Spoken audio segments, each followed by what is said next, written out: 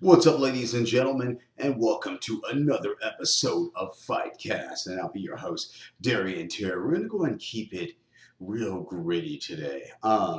Here's the crazy thing that's been going on. All right, obviously, Conor punched some old dude inside the bar. All right, so when I look at that kind of stuff, I'm like, all right, it's fucked up that he punched this dude in the bar. Um, but the double champ does what the fuck he wants. No, but the thing is about it, it's like if it was literally an altercation that just happened inside of a small pub in Ireland, and now the whole world is just basically embracing it and trying and just downtrodden. This is the age that we live in. I mean, that would have just blown over, like if no one had a camera. Like that shit would just blown over. That old dude didn't even press charges. He was just like, "Oh, I took a wallet from Conor McGregor." But literally, I mean, the shit's pretty crazy when you go into the fact that nobody said anything. All right, that's just how shit goes down over there. Like, because in America, if Conor would have fucking hit somebody, there would have been a shit storm. That fucking everybody. There wouldn't have been that whole like cratered up video where you can't really make out the old guy's face. There would have been fucking all type 4K type video on that. Dude, Americans, first of all, they would like stock Conor if he came over here to America. I mean, there would be cameras everywhere. TMZ would be, they would fucking have something implanted inside of a shoe. Like it would be ridiculous over here if that was going down. So if he hit anyone in America, yeah, there'd be a huge lawsuit. Over there in Ireland, no lawsuit. Only thing that he has to face because of the fact he's such a mega followed person is the fact is his character. He has to suffer criticism, hardcore criticism. So, and that's the thing. But I'll suffer criticism with $100 million. So it's just like it doesn't really matter about what the public thinks. This guy is going to remain successful. Like, and that's the great thing about when you look at Conor, he's going to remain successful. He has a clothing line. He literally has his own liquor. This dude has his own like weight cutting program of McGregor Fast or what. This dude's just like rich, redonkulously rich, and will always get more money. Yeah, and so it's okay. Now it's not okay to hit old dudes. That's retarded. What it is? It's okay to be. If someone out there existed that was like Conor McGregor, like then that could be done. Like I mean, it's freedom. Like it's free country. You could do that. Now you're gonna face some consequences. You go around punching old men in bars. Okay, but at the same time though, that shit happens. That's just how the motherfucker is. That's how I look at it. So it's cool, man.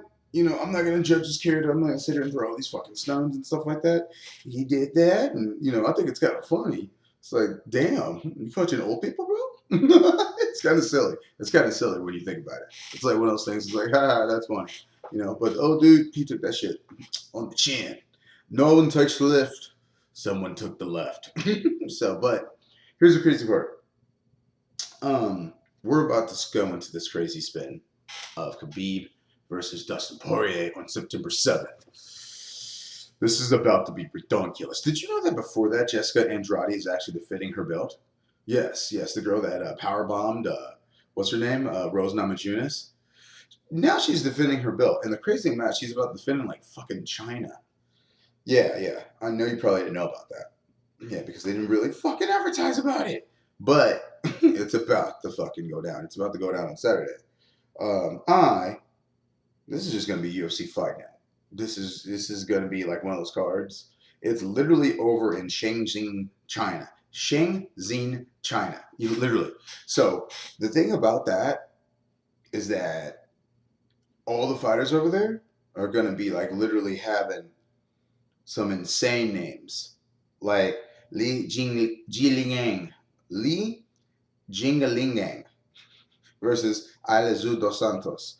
All right, so literally Li Jingalingang, like Jingling Gang. No, but this guy's tough. I've seen him. He's got a still jaw. So that's the thing about it. Still fucking jaw. He's 16-5 as of right now. He's actually from China. He's going to be going taking on Alizu dos Santos. Now, Alizu dos Santos, here's the thing is, he is like been moderately moving his way up in the welterweight division. His name is Alizu dos Santos. He's actually number 14 right now at welterweight. So he's like literally like right there.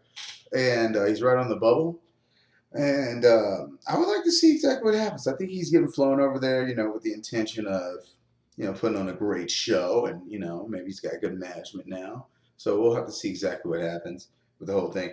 Obviously, he's in a big car. That's a big car for him, number 14, like we're talking about. So, also, here's another one. Jessica Andrade, she's going to be going up against Weili Zhang. Zhang. All right, so this girl's 19-1 and she's from China. So we're going to see exactly what happens. I think this Zhang chick might be the real fucking deal. Like, I think she might smash Jessica.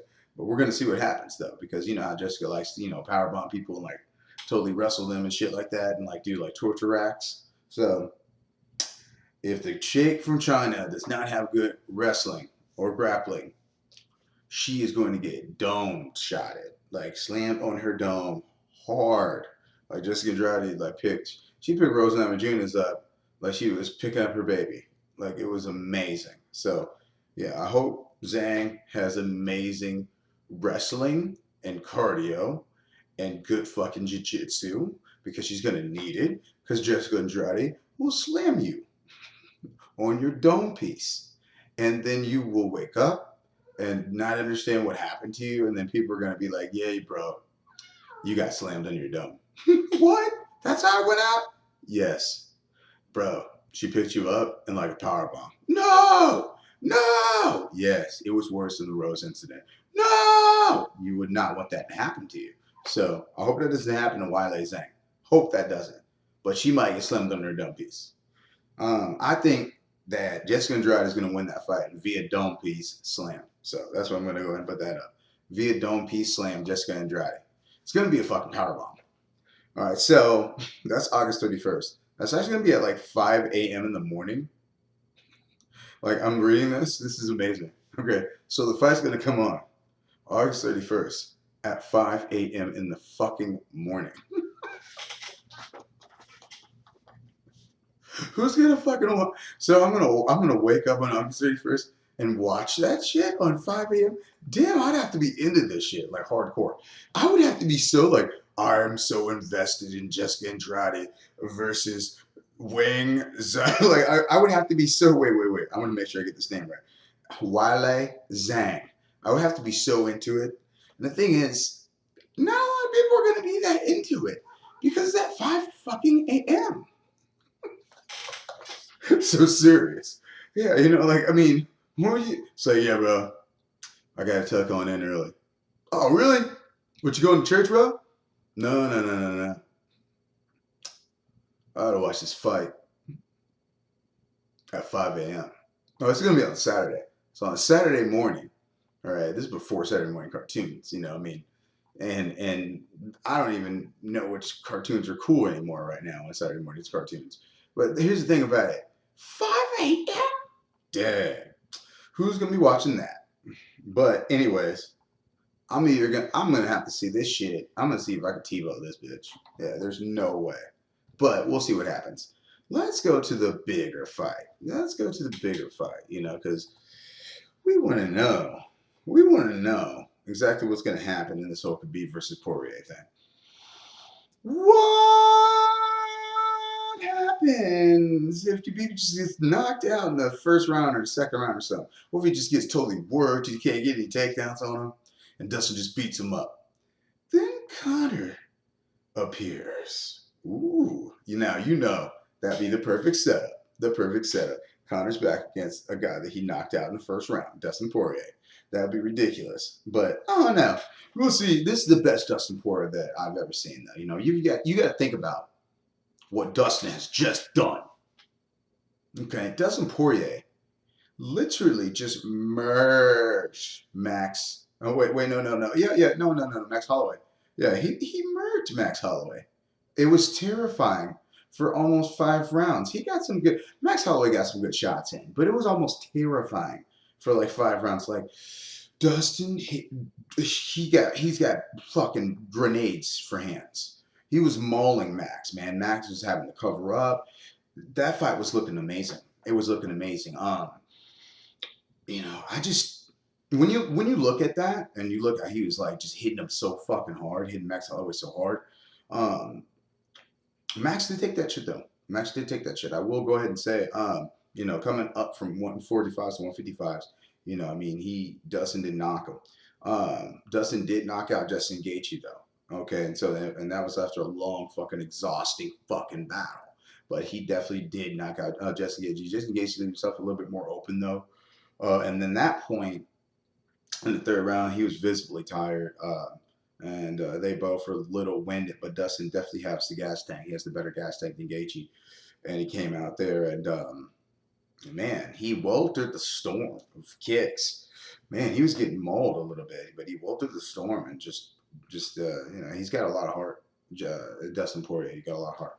Justin fucked his leg up. But that's another victim, another hit list, another victim on the hit list. Dustin Poirier beat Anthony Pettis, submitted him. Okay, so we have a former national champion. We have a national champion. We're talking national, world champions. We have a former world champion Anthony Pettis. We have a world champion Max Holloway, and then we have an intercontinental champion not Eddie Bravo, Eddie Alvarez. Eddie Alvarez. Yeah, smashed up on Eddie Alvarez, knocked his ass out too. Okay, so you got victims. Okay, you got people that were champions in other organizations. You got a champion right now. So Dustin Poirier, he's right now, he's at his upper echelon. Okay, and he's really only like 30 years old. So like 29 or 30 years old. So he's very young still, and he's been in the UFC for years. Like literally, he's been in the UFC since he was probably like 19, 20, 21. I think I'll have to look up when Dustin Poirier was in that. He was in. I know he was in a WEC, beating the shit out of people before the merger, and he beat the shit out of this one really good dude, tall, slender dude. That. Oh man, now I got. But anyways, as you can see, WC days we're talking about. So, but here's the crazy thing about it. That fight's gonna be deliciously fucking amazing to watch. Oh man, I hate making predictions. I'm just gonna say two things about this. This fight goes two ways. Dustin Poirier goes out, stops him, stops the ground and pound, stops the ground and pound, gets taken down. He's able to go ahead and get back up. Gets taken down. He's able to get back up. Second round, he's not as winded. He gets taken down. He's able to go ahead and get back up, and then he starts to go ahead and get shots in on Khabib, and he starts to go and work Khabib down. Intense. It'll probably turn into a wrestling match again. Dustin will try to go ahead and pop up. Boom, boom, boom. And if Dustin's cardio goes and holds up, which it totally can, but it's 25 minutes. It is 25 minutes. That's a long time for you to keep yourself from getting mauled. So it could go this way, and his cardio holds up, and his takedowns hold up, and the grind doesn't get him. And then he ends up like basically firing a shot that boom hurts Khabib. He could rush in on him. He could try to finish him. He would have to try to. He's gonna have to like viciously hurt him. Khabib, and that's a tough task for 25 minutes. But either it goes that way, and he does end up viciously hurting him. He would probably be in like the third or fourth, fifth round. And I don't think it's. I think it has to be like something where he has to stop him, because Khabib's just fucking It's fucking Terminator, man. He's gonna keep shooting on you. He's gonna keep. Khabib is good striking too. It's to see if he's good striking too. You forget about how he almost laid Conor out in the second round.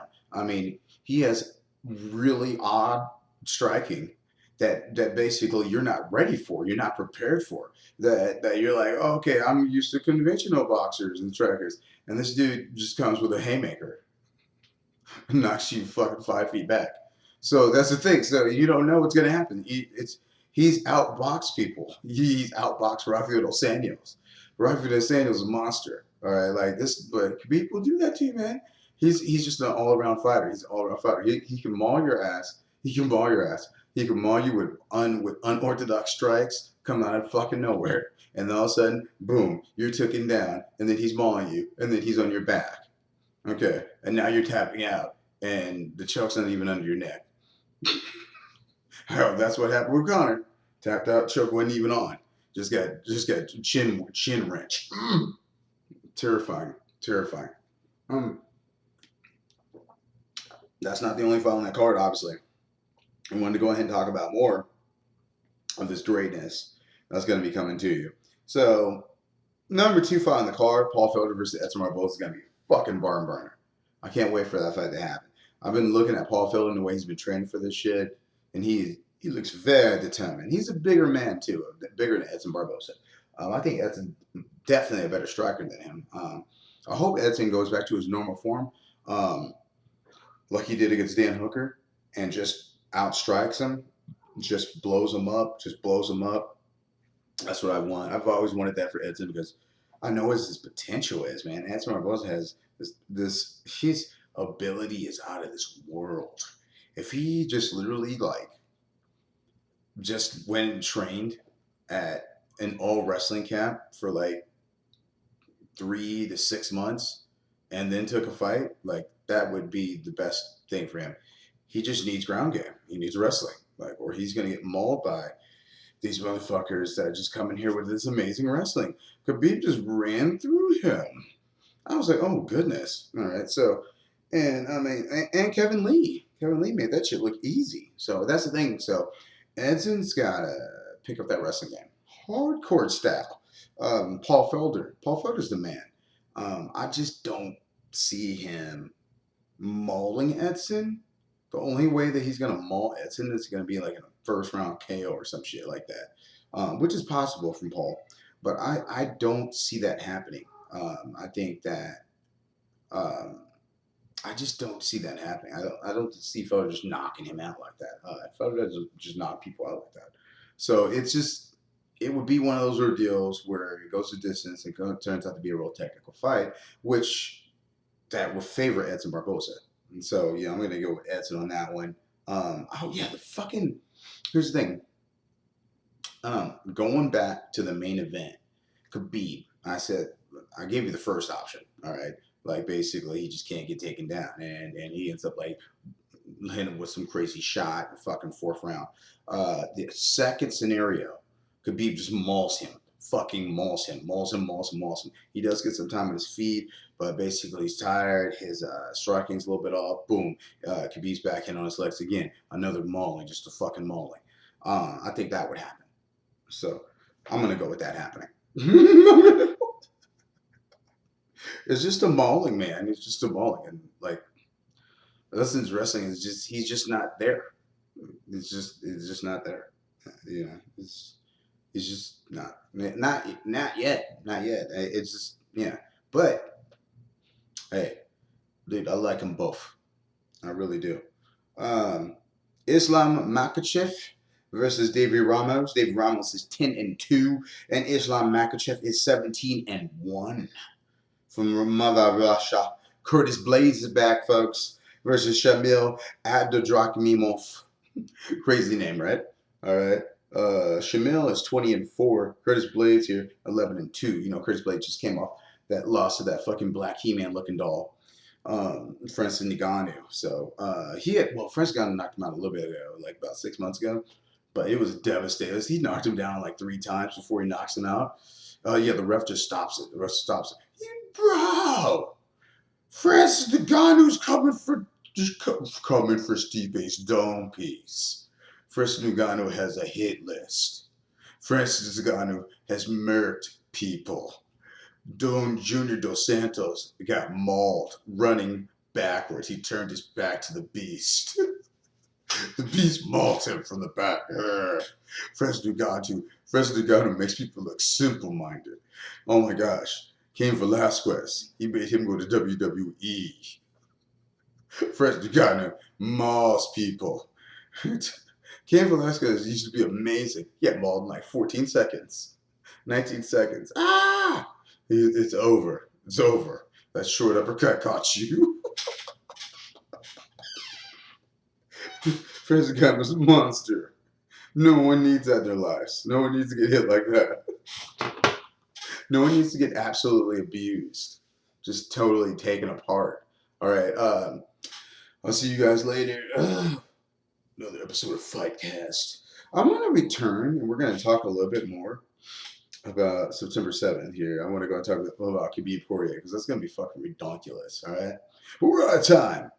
We'll see you guys again soon on Fightcast, where it all goes down.